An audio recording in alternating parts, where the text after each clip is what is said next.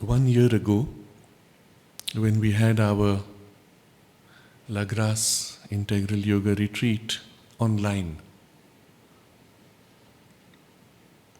one of the questions which was discussed was how to prepare ourselves for Sri Aurobindo's 150th anniversary, which was a year away and which is now for us a month away. And there were many discussions of forms in which people could do things. And my response, though, was a bit different, which may not be perhaps suitable for everybody, but which is the way I feel is my priority at least, and to the extent that you feel so aligned, you may find helpful as your priorities. My response was, whatever you wish to do for that 150th occasion, are you going to wait for 1 year? Or would you rather do it now? What would be the point of waiting? Let's say you've prepared a beautiful dinner or birthday cake. Will you wait 1 year and then give it on that occasion? Or would you rather share it now? And a second aspect to the question, why is there so much attention around this 150th birthday? What is the significance of this number? Or is the birthday in any way different because it is 150 and not 149 or 151? Think about it. For the human mind, especially with our own birthdays, 50 years, wow, it's an occasion. It symbolizes a dramatic passage of time that we have survived together. You know, people say it's a 50th wedding anniversary. So you say, wow, we've managed to survive 50 years. And 50 becomes symbolic of a significant, dramatic endpoint. Yes, maybe there's a value to it, because not many reach 50. They break up sooner often. But with Sri Aurobindo's birthday, or with your own birthday, what is the meaning? Sometimes numbers are symbolic. To that extent it has a value. But is Sri Aurobindo's 150th birthday 1.5 times more important than his 100th birthday? And on his 200th birthday, will you need to do something far more dramatic to exceed what you did for the 150th? That's typically the instinct in the human beings when we celebrate. For the 100th birthday we did so much, 150th it should be so much more. There is a side to this. The government of India naturally wakes up. Oh, Sri Aurobindo is also existing, and it's the 150th birthday. It's good for them to be reminded and to wake them up to this fact of Sri Aurobindo's contribution. But when it comes to the action, you know what happens with governments. They created a committee of 50 people, of which I think 45 have no idea of Sri Aurobindo, of which 40 at least are politicians, and of those I think only in the first meeting only 32 or 35 even bothered to join an online meeting. The rest didn't bother. Because in the politician's agenda there is, okay, now we have a meeting for discussing how much kickbacks we will get for this project, and then the secretary says, next you have an online Zoom meeting for Sri Aurobindo's 150th anniversary. Okay, what's after that? Oh, there's another kickback coming from that particular business that needs a clearance. Okay, let's skip the online meeting. That's the priority level for most of them. And of course there are exceptions. And the exceptions always are, okay, give me points. What do I have to say for him? How will it help my base of electorates? So you don't expect much out of it. The only thing which I've seen so far announced of some value is they will bring out a book with 150 articles by philosophers, scholars from 150 universities or something like that. And again, for them it will be, okay, what do we write about? Put something together and you get 150. And A few months down, a year down, it's somebody else's 150th anniversary, bring out another volume. The same people will write something else. So in my estimate, in my view, it's not very useful. And the question I asked at that time in the discussion last year, do you recall the 125th birth celebrations or 100th birth celebrations and what was done then and what value does it have today? What of those celebrations have remained today? Remember, I think it was 130th or some celebration or 125th. The only thing the government of India did, they printed a 1 rupee coin with Sri Aurobindo's picture, which was very badly done as a picture anyway. You hardly recognize it's Sri Aurobindo. And that was it. That's all that remains of it today. Has it changed anything? In the government's thinking, in India's administrative framework, in the vision for the nation's development, in the lives of the people of India, in the hearts or minds of those who turn to Sri Aurobindo's teaching or yoga? Practically, I would say zero. Or if anything, there was a momentary ripple which subsided. Will that be the same case with the 150th anniversary?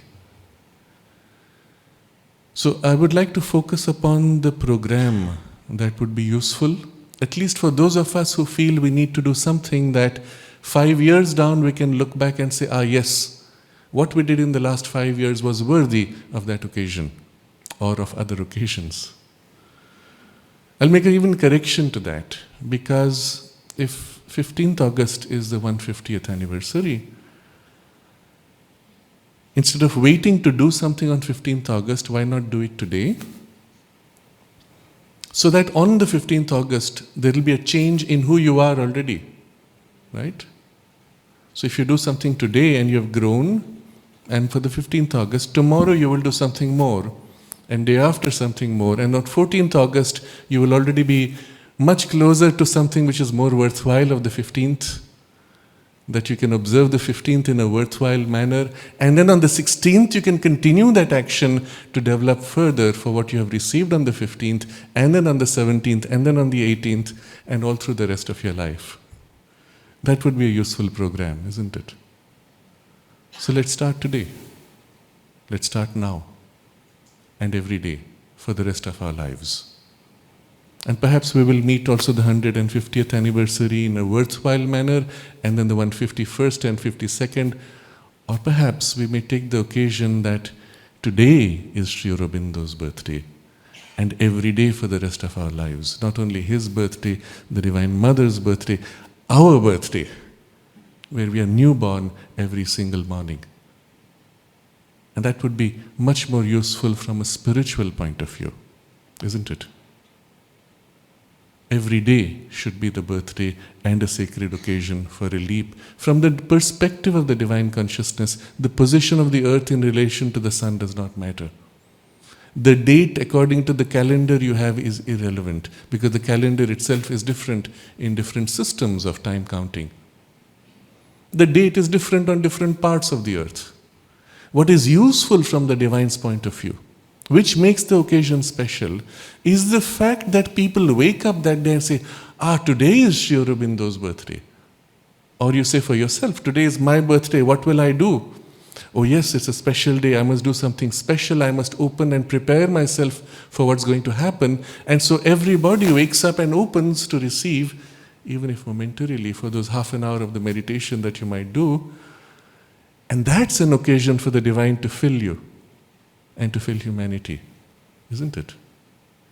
So the date becomes special because of the importance that we give to it and the poise of consciousness that we take for that occasion, which ideally we should be doing every day.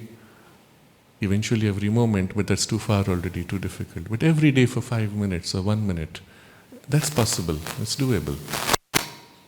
Not only that, when you just choose the date, the fact that you chose creates a shift in the collective consciousness.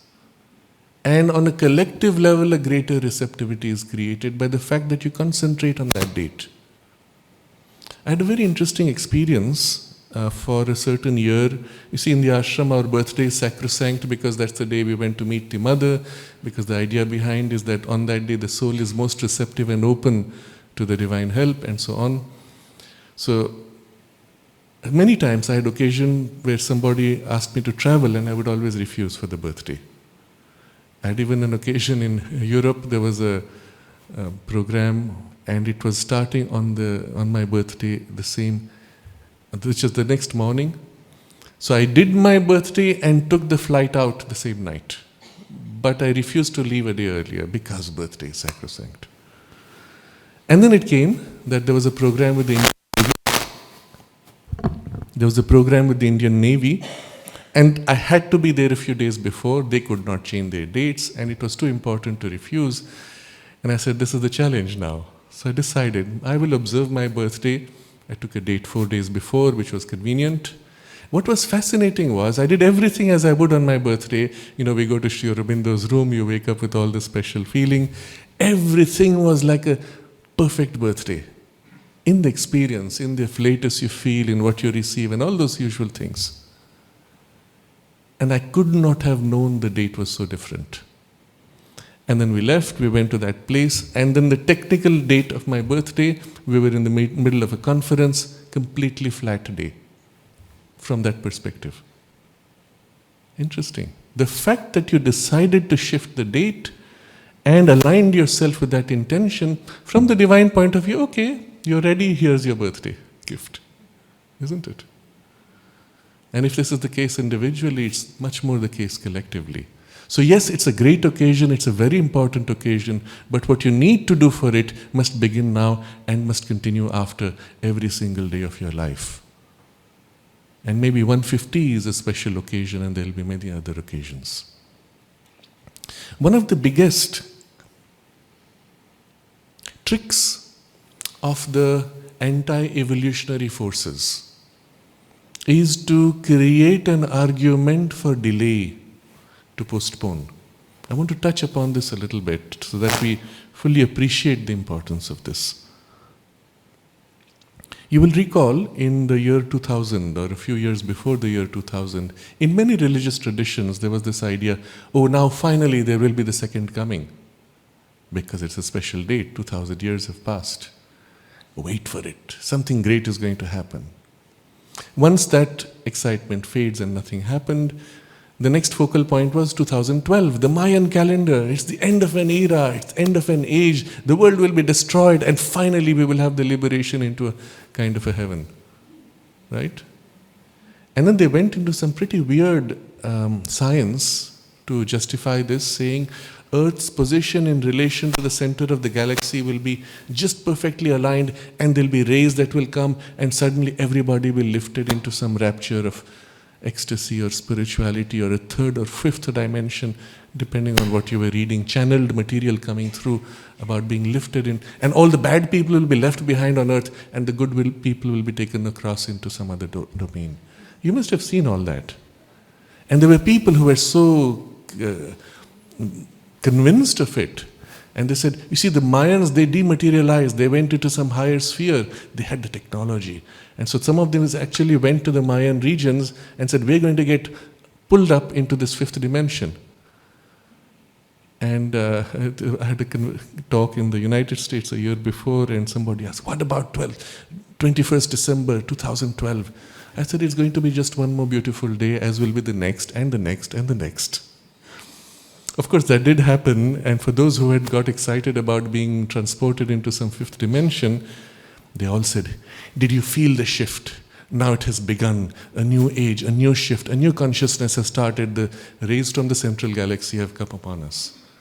Actually, that was all nonsense, because the size of the center of the galaxy is so many millions of light years, and the Earth in relation to that cannot even move that much over a few million years. Right? So the whole thing was nonsense, but it was spread around in social media with these quotations which sounded scientific.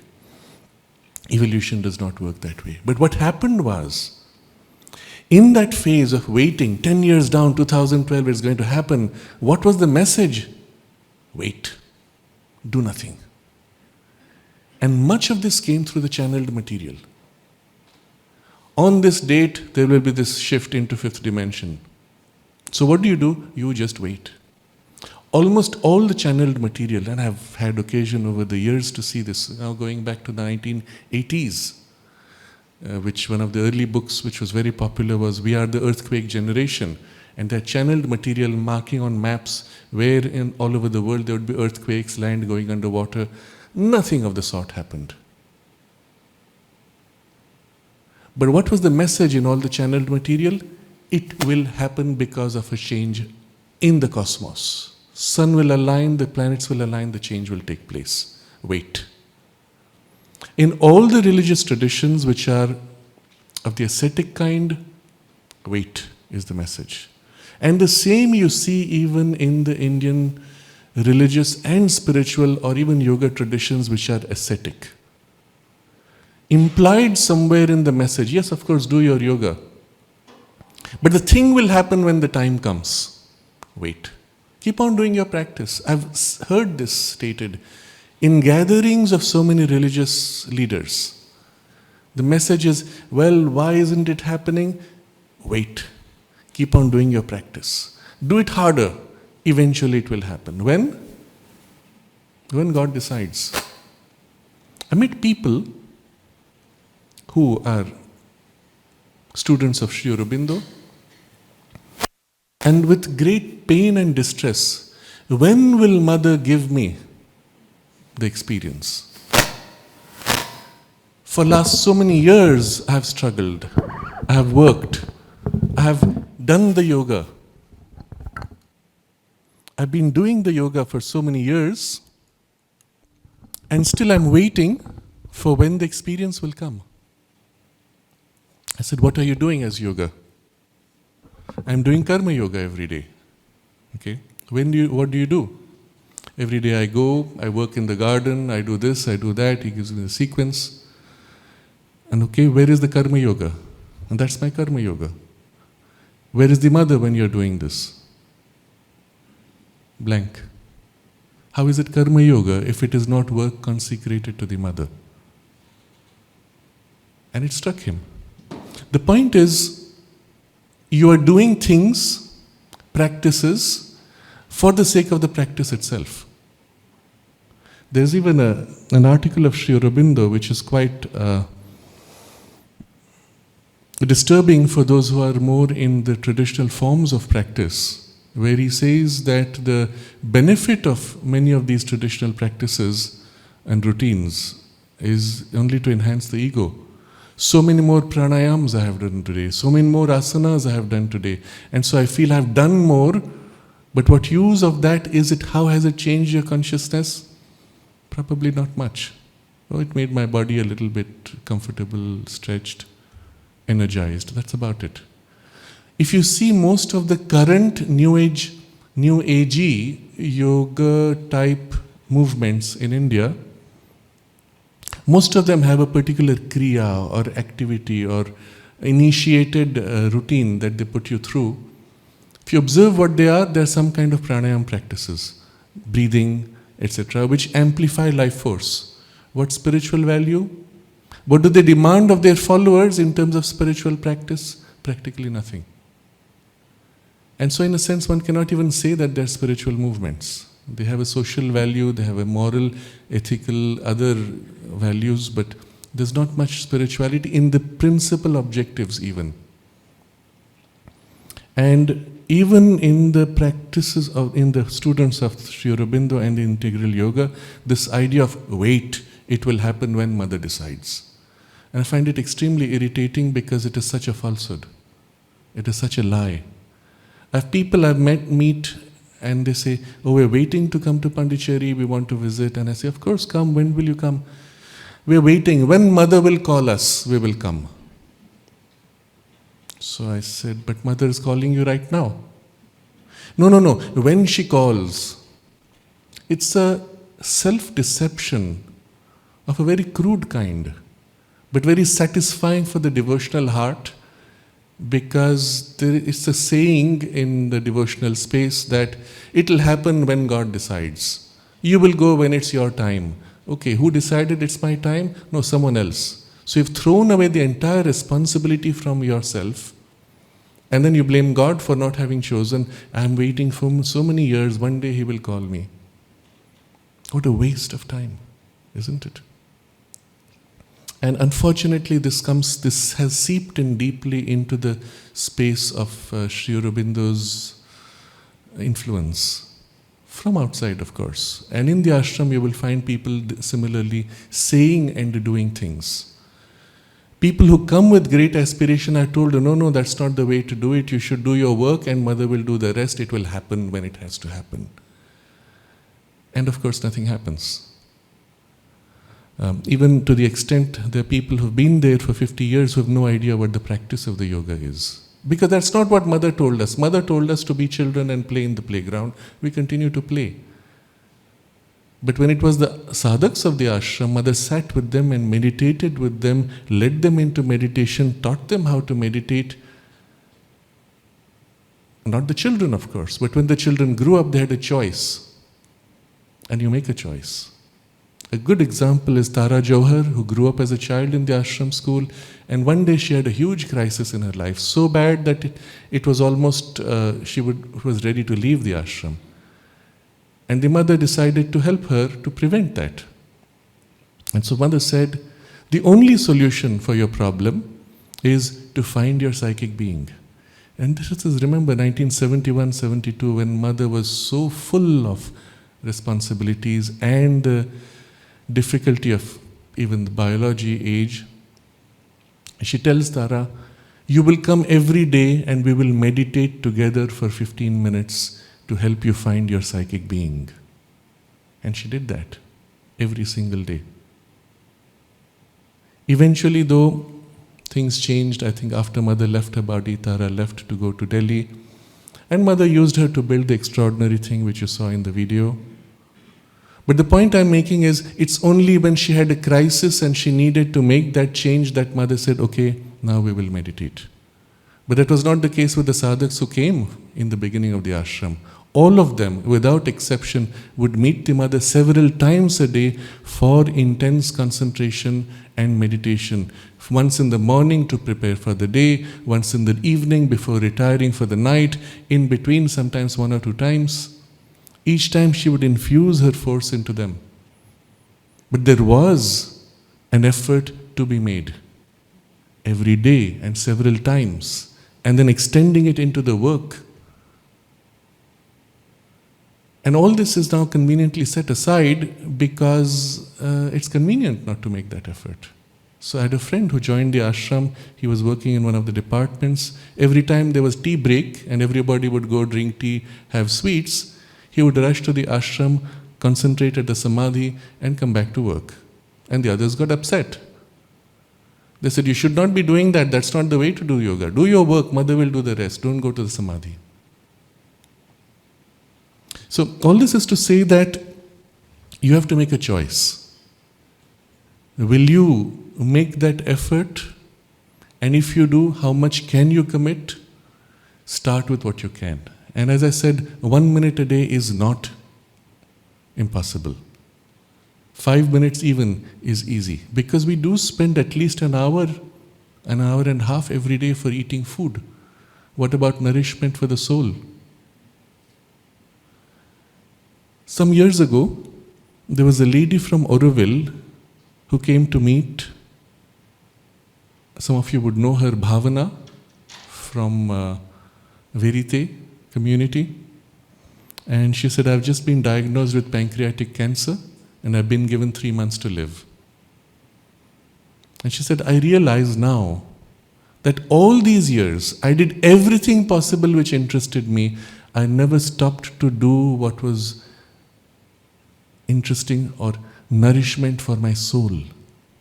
I neglected my psychic being all these years in doing all these other things. And now I realize that's the only thing which matters. And she described what she was doing, which was for her nourishment, for her soul. A month later, we met again. Her entire personality, everything had changed. It was the result of 1 month of sadhana. And then she passed away approximately 3 months after, whenever it was. And I asked myself this question, if this were to happen to me, what if all of us, each one of you, think about it, if you were told you have 3 months to live, how would your priorities change? Would you still find it useful to go and watch this latest movie that's just come out? Probably it would be meaningless, isn't it? Would you still be interested in the latest confusion and chaos that's happening in some war or somewhere, or some conflict on television between some ideology or other? Pointless. What would you want to do? Think about it. And perhaps if 3 months is too long, give yourself 1 week. What if you were told you have 1 week to live? What would be the most intense in your priority? Think about it. Note it down. Maybe you come up with 1, 2, or 3 things. If the list is long, shorten the time more until you get 2 or 3 things, or 1 thing that you want to do, which would be for you nourishment for the soul. Take that and now decide here and now, from today, not even from tomorrow. Many people say we'll start from tomorrow. No, start today. Give yourself 5 minutes for that nourishment, whatever it is that you feel worthwhile. Start today after this conference is over.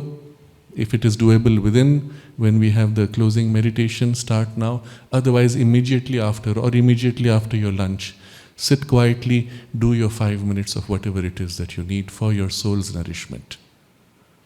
And hereafter, every day. And if someday you don't even have those 5 minutes, do it for 1 minute. And if nothing else, before going to sleep, or before eating, or after eating. There's no excuse for not doing it for 1 minute. And if it is truly felt by you as nourishment for the soul, the concentration on your soul, psychic being, center of aspiration within for that 1 minute or 5 minutes will be the beginning of your real sadhana. But it must be an intense concentration that is worthwhile for you if you have just a few more days to live. Not doing it as a routine. Oh yeah, I'm supposed to sit, close my eyes and my mind wanders. Remember, you have 1 week left or 1 day left. What would that be? What would be the intensity of your concentration? You have 1 minute left. How total will be that concentration? Let that be your minute. Starting today. And every time that you hear these phrases, oh, it will happen in its own time, have patience, wait, recognize it for its error. Yes, patience is required. For what? For the things which you can't do. But for the things which you can do, you should be doing them now. And understand the nature of the role of personal effort. I want to read from a letter of Sri Aurobindo, which was written to Sahanadi.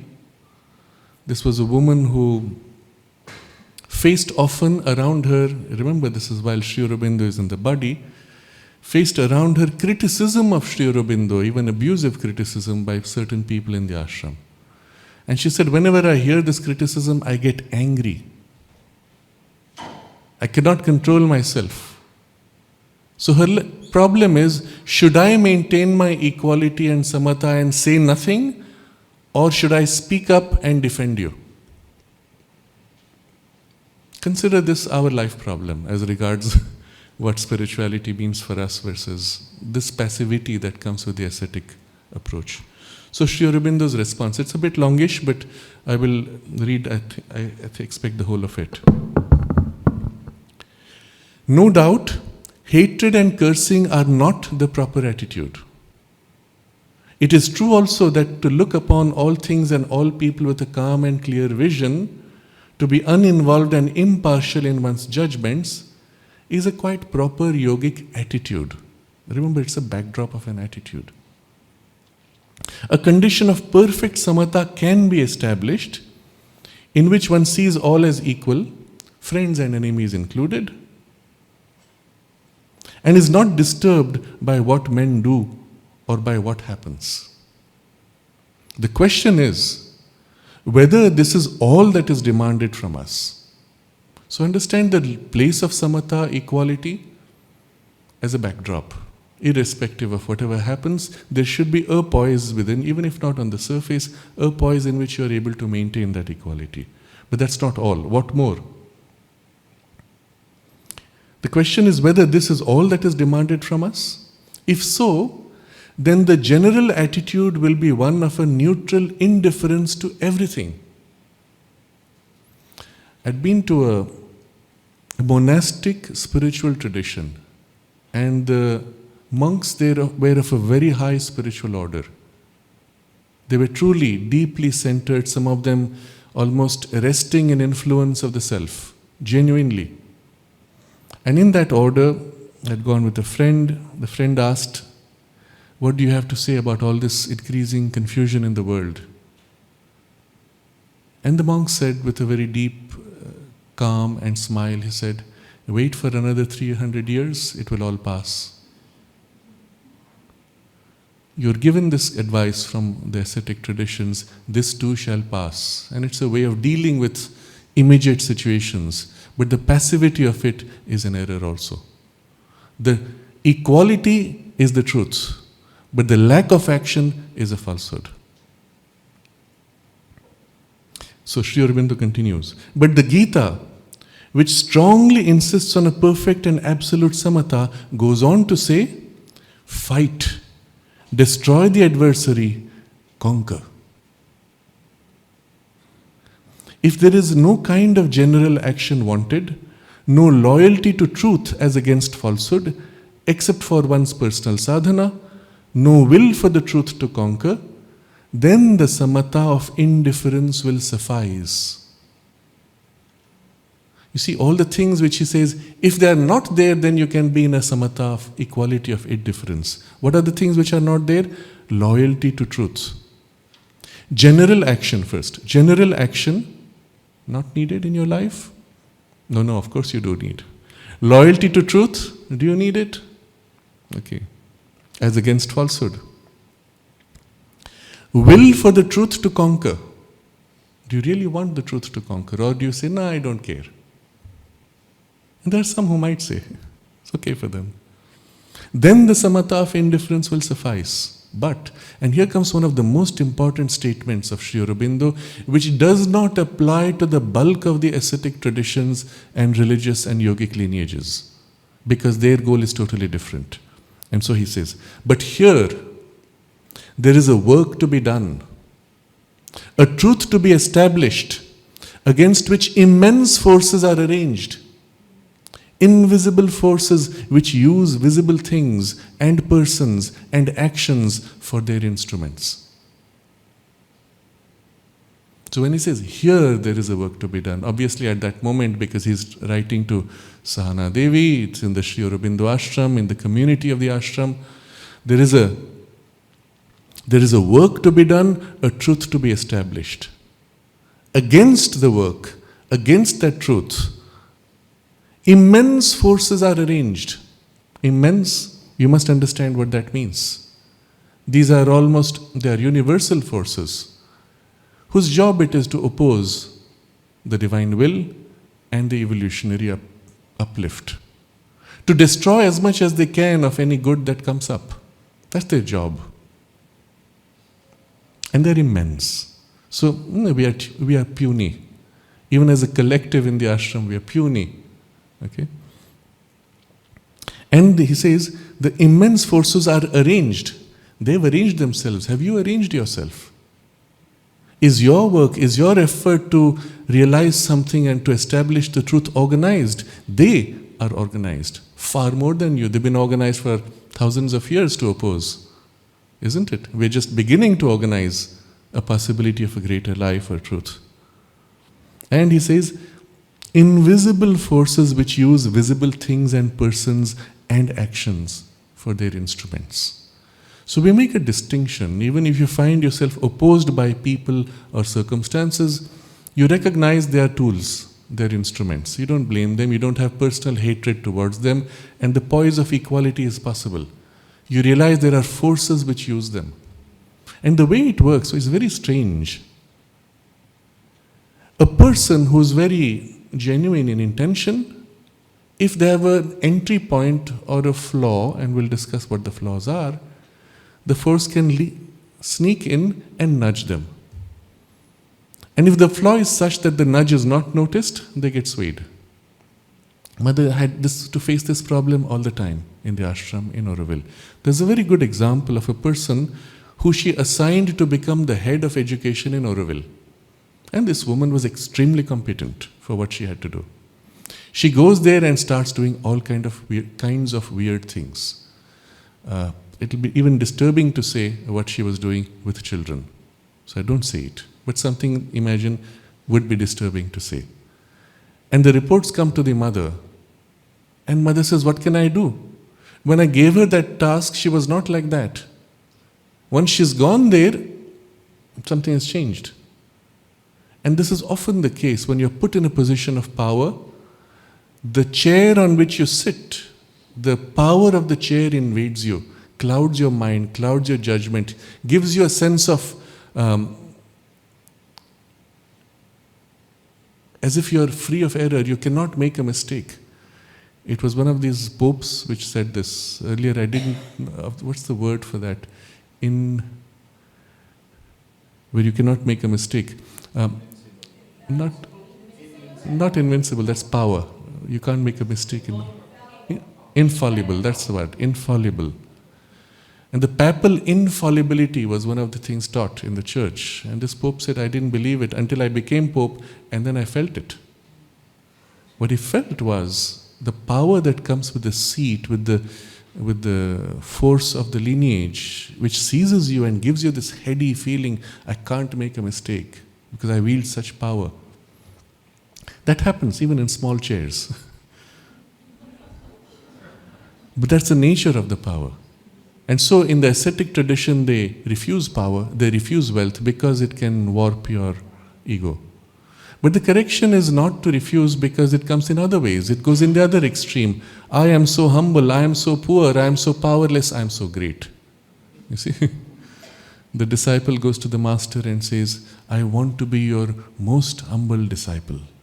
And the master says, even in humility, you want to be the most special. Right? That's the ego hiding under that appearance. And so it does not help to avoid. You accept what comes, work on yourself. And that's where what said, the little things, little ambitions, little personal interests which cloud, and the nudge that comes catches you, and you do not discriminate. You do not recognize that, oh, you've just been clouded. So these are the ways by which the forces work through people. And once they've got sucked into that, they've taken a position, they're stuck. And then they have to justify their position and the divisions increase. This is what you see in our collectives. All of this, I'm saying, applies to all of us where we are. Here, there is a work to be done, a truth to be realized. And this is what the center, the La Grace, is about. This is what each one of us is about. Isn't it? In your own life, you want to realize something. And naturally, the very fact that you start that, forces, which are organized because they're universal forces, well, they're present, they do their thing, you do your thing. But you have to take a side. So, if one is, Sri Aurobindo continues, if one is among the disciples, the seekers of this truth, one has to take sides for the truth. To stand against the forces that attack it and seek to stifle it. You cannot say, I'm neutral, when it's a conflict between truth and falsehood. You have to take sides with the truth and against the falsehood. Why does he make these two statements? It's very important. It's not enough to be, I'm for the truth, I'll ignore the rest. Isn't it inconvenient? No, you have to be against the falsehood actively also. You see, in the ascetic traditions, and this is often these phrasings percolate into the Sri Aurobindo ashram community because it sounds so nice. No, be equal, be impartial, don't take sides, be quiet, watch these things, they will pass, have patience, mother will do it. How will mother do it? If those forces use instruments, Mother also needs instruments, isn't it? Will you be one of those instruments who will stand for the truth and against the falsehood? Or will you be an instrument who takes neutrality and therefore actively supports the falsehood? Either way, you're an instrument. You have to choose, you have to take sides. You cannot avoid being an instrument, one way or other. And Mother needs instruments. Sri Aurobindo continues, Arjuna wanted not to stand for either side, to refuse any action of hostility even against assailants.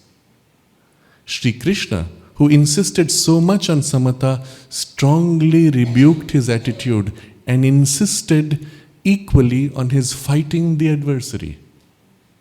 Have samatha, he said, and seeing clearly the truth, fight.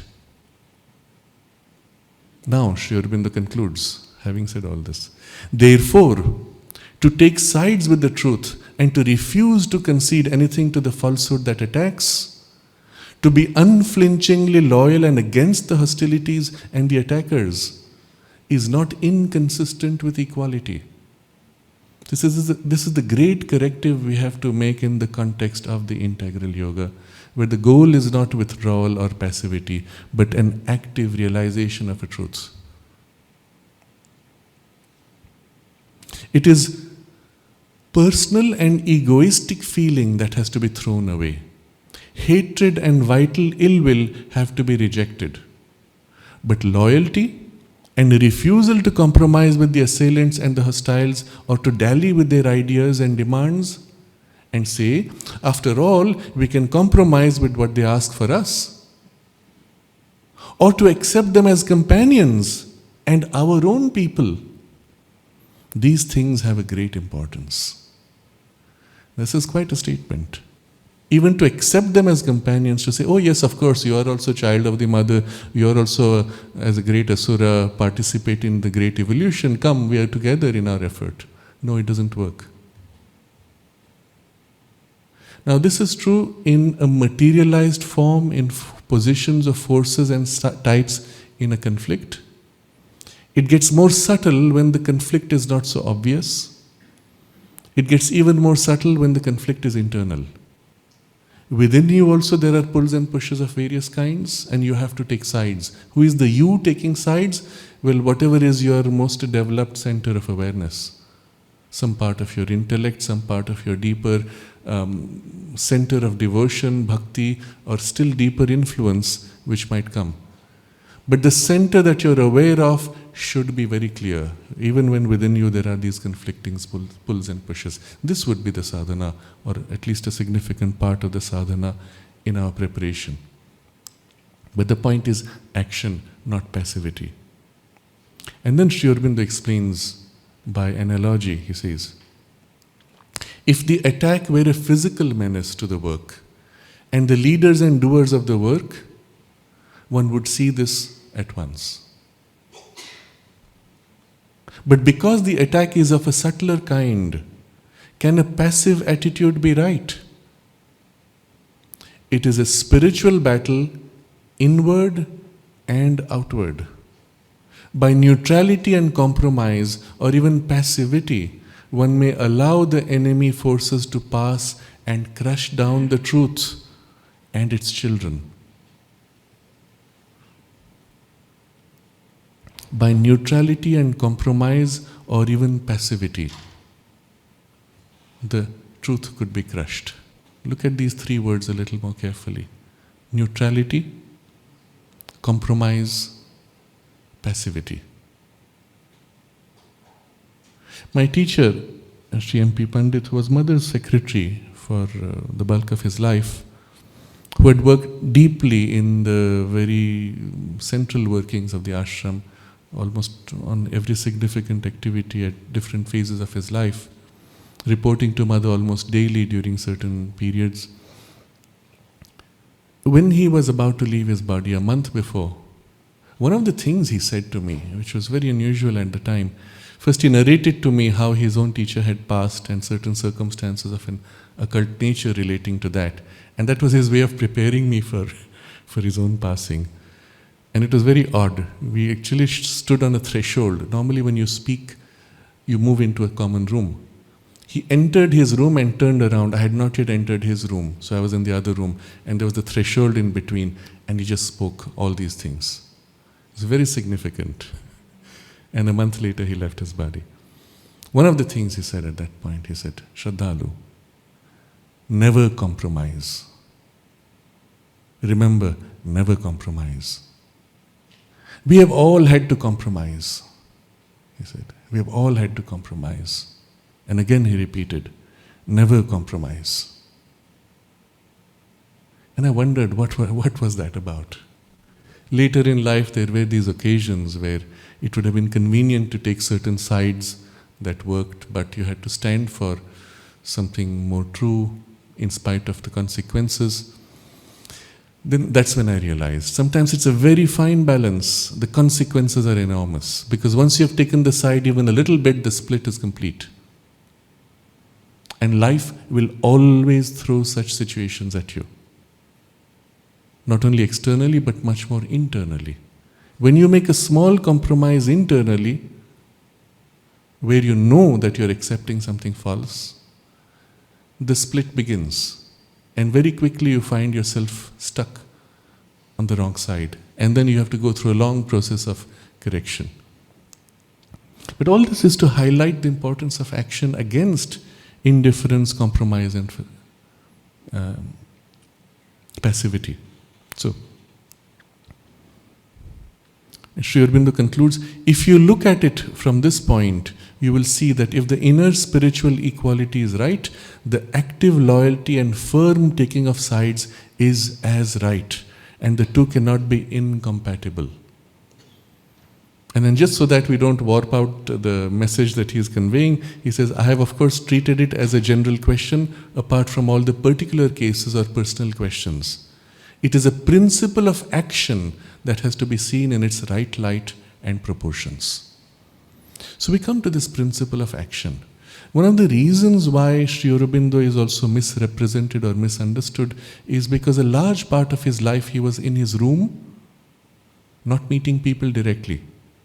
For a very important reason, because the power of the supramental consciousness that he was bringing down and fixing into his own body was so intense that even to be in his physical presence was overwhelming for people. Even to look at him was sometimes overwhelming. And so he had to maintain that isolation. There's this incident where he's asked by somebody, between February darshan and August darshan, there's too much of a gap. And so, can you have a darshan in between? And Sri Aurobindo says, every time there's a darshan where people come to see him and there's a transmission of experience, he said, every time there's a darshan, I have to reduce the intensity of the power, and the work I'm doing is greatly delayed. And so he did it because it was necessary or as a help to the sadhakas, but it delayed the work greatly. And this was the reason why he had to be in physical isolation, but in continuous correspondence for sometimes 8 hours a day, and an active action from the spiritual, psychological and other ways, and of course through the mother directly. So he was not really a recluse at all, but it is misrepresented by certain interests to show almost as if an ascetic type of withdrawal, which is completely false. In fact, the mother explains that all through till 1929 or 30, Sri Aurobindo had active plans and detailed plans for the work to be done once the spiritual realization had been completed of the supramental in his own consciousness, to go back into the world and act, to spread actively. And there is a hint mother gives of what those plans were, to start various centers for training of the youth all over India. It is only post 1929-30 when a certain decision was taken in the manner of the yoga itself that this got delayed. And the decision, it's a very subtle point. They had created, and Sri Aurobindo had explained this, that for the supermind to be able to come down into matter, an intermediate base of the overmental consciousness had to be established in the body, which should be the base which is wide enough of an infinity into which the supermind could settle. And the overmental gods had to collaborate there, for which Mother had worked for 2 years to infuse the energy and force of these gods into certain individuals to form like a bulwark and support around them. And when that was almost completed, and she showed it to Sri Aurobindo, of course he was actively part of that effort, but when she showed what was happening and how far it had gone, he said to her, this would create one of the greatest religions in Earth's history, because people were already demonstrating extraordinary powers.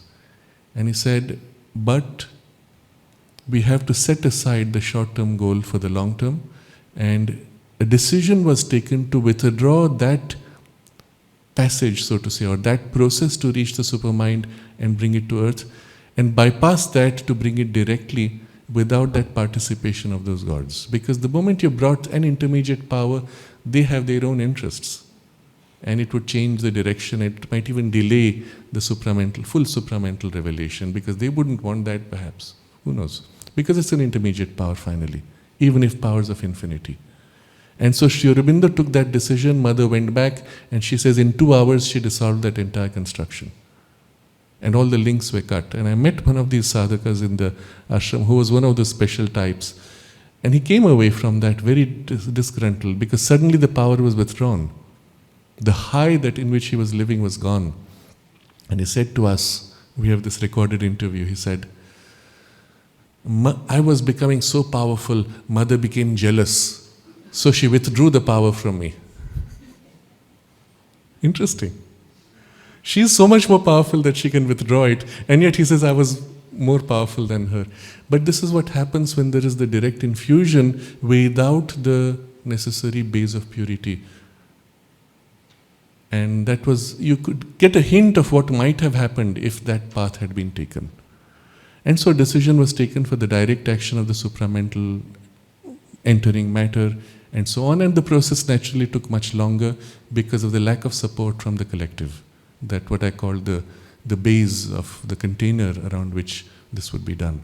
And that was further, it almost happened in the end of 1930s, the Second World War and the refugees coming in further delayed it and even say spoilt that form of action. Eventually Sri Aurobindo had to leave the body to complete that. So that's just an aside, but to tell you that he had active plans to spread it outward. And it is this which gives you a hint of why after 1956 the Mother encouraged many of these activities for expansion of creation of centers and so on. So I'm going to put this in context here for us, because this is extremely important. This center, La Grace Center, is one of those, and the phrase which I think Sri Aurobindo has used, akhada. Akhada is a term used for a center where young people come to build their bodies, build their intellect, organized a healthy individuality, but dedicated to a higher ideal, a spiritual ideal. And this was part of Sri Aurobindo's plan, which plan is of course being executed. If he couldn't do it then because of those circumstances, he is doing it now. Not as obviously seen by his order, but you saw this happening in the United States when Sri Aurobindo authorized Haridas Chaudhary to set up the CIIS, which is the Center for Institute for California Institute for Integral Studies. And he did a brilliant job teaching and expounding upon Sri Aurobindo's teachings and writings, and even an aspect of the practice. But when he left, when he passed away physically, the entire center was hijacked by individuals who are openly hostile to Sri Aurobindo, and the whole thing was lost. And I'm saying this, well, reasonably publicly.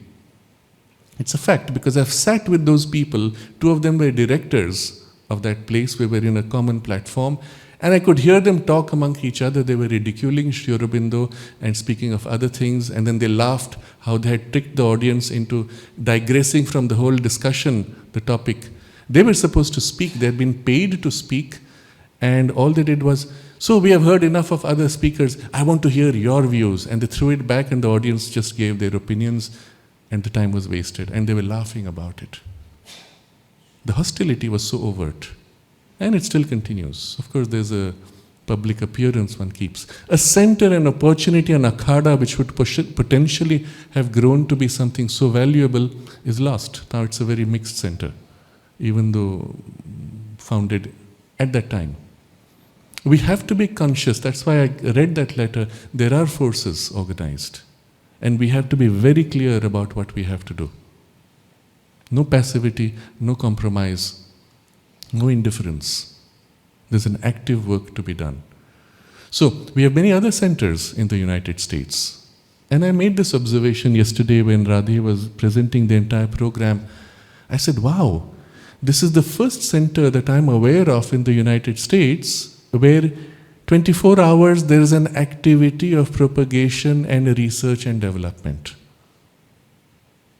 Now, not everyone can do that. It needs certain financial base. But the fact that it is there is a huge step.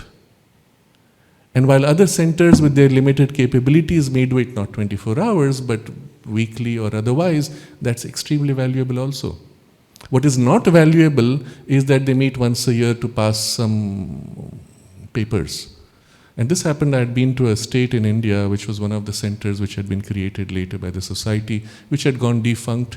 And because I happened to speaking in some public occasion, 3 people came up. And they said, we are so and so. I am president, I am treasurer, I am secretary, and there's a 4th person who couldn't come of our center.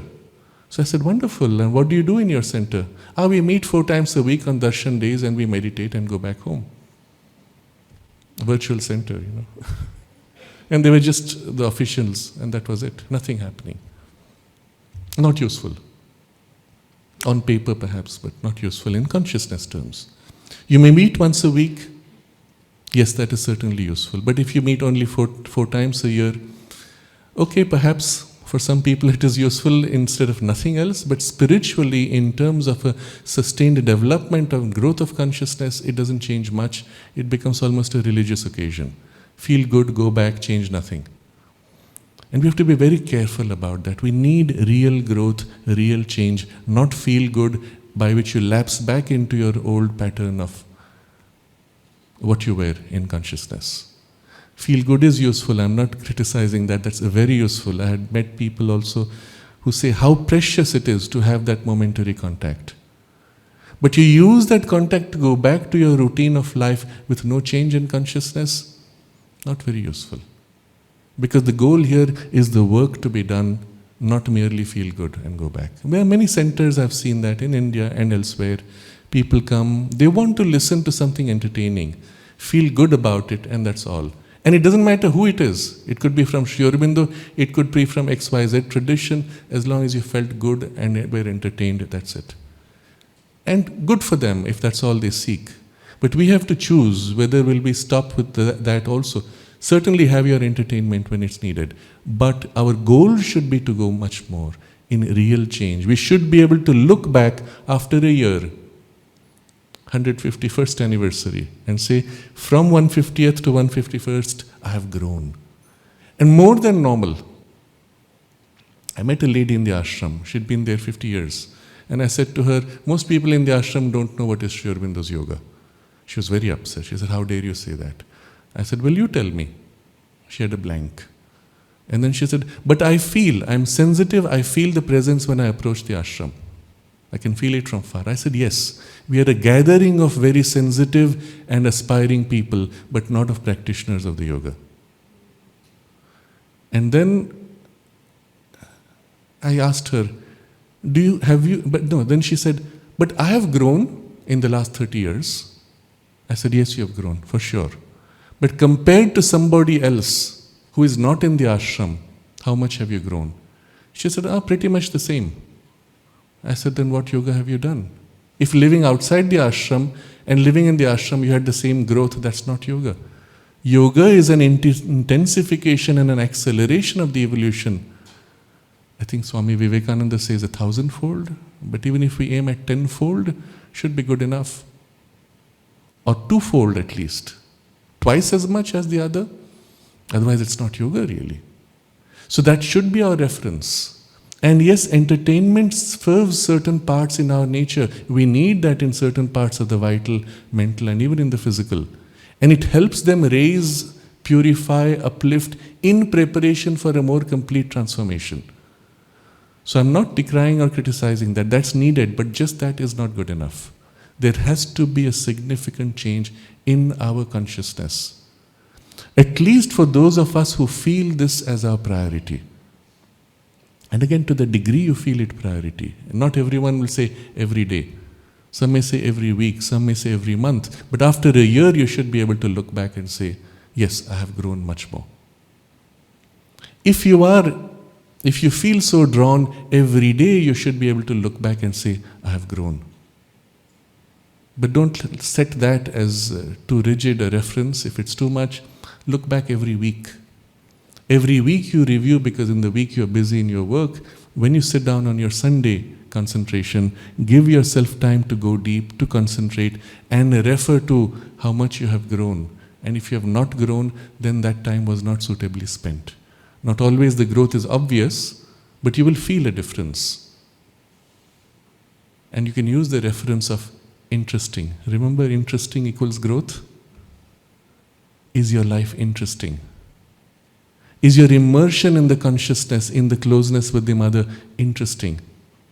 If it is, then you're growing. That's a very simple measure of the growth. You feel the deep joy and the growth of that joy, or at least the sustenance of that joy, then you're growing. If suddenly you feel your life empty, hollow, you're disconnected, then you're not growing. Make the necessary corrections. So I will conclude now. All this, in summary, was to bring in context the 150th anniversary. Yes, that is important, but the importance we give to it is more important. The preparation we make for it is more important. The continuation after it will be even more important. It will be pointless if we stop after. Right? So let's focus upon the preparation every day and the continuance every day for the rest of our lives, but with an active effort, taking sides for the truth, to consciously ensure a growth in our own consciousness. And for those of us who are more close to this physical space or interacting virtually with La Grace Center, let all the interactions we have lead to some growth. One little bit that you can look back and say, before we did this, I was different, I have grown a little bit. And next year when we come back, perhaps we can review if our time was usefully spent in the year. Every day, give yourself those 5 minutes for that one thing you would do if you had a week to live or a day to live. But live it for those 5 minutes or 1 minute intensely, entirely.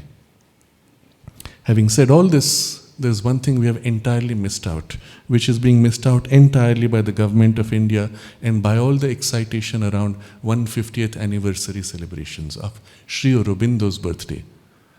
And left out is the Divine Mother, who is not different from Sri Aurobindo.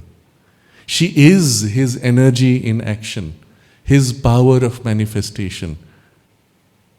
She is Sri Aurobindo in his dynamic aspect. And since our goal is the action, she is the means. So at least for us, the 150th birthday is equally 150th birthday of the Divine Mother.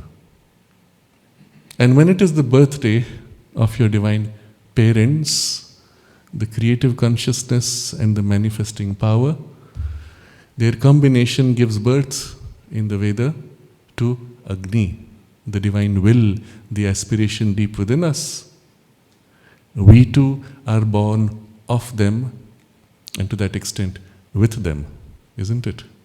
So it is our birthday. Think of it in this way and actively live the message of Sri Aurobindo. That's the greatest gift you can gift to Him. What you give as yourself to the Divine Mother, in a consecration, in a surrender, to be an instrument for her action in the world. You are first the territory of her action, and second the territory around you. What you gift should be as completely as possible and as entire as possible, as exclusive as possible. And then when you open, she fills you with her love. She fills you with her peace, her light, knowledge, power, bliss. And all these, first a trickle and then a flow. You have to be the container that holds it. The pot of the Veda into which the soma is poured. If it is unbaked, it breaks, because it's not strong enough. As we are not strong enough for her infinity to pour down. Even her finiteness in a large wave would break us. And so the tapas, the concentrated effort that we make to immerse in her consciousness, bakes the whole being and prepares us to receive more and more of what she pours. This is the way of the sadhana in the integral yoga. We may take a moment to concentrate in our aspiration to prepare ourselves for the birthday, our birthday, their birthday, for the rest of our lives.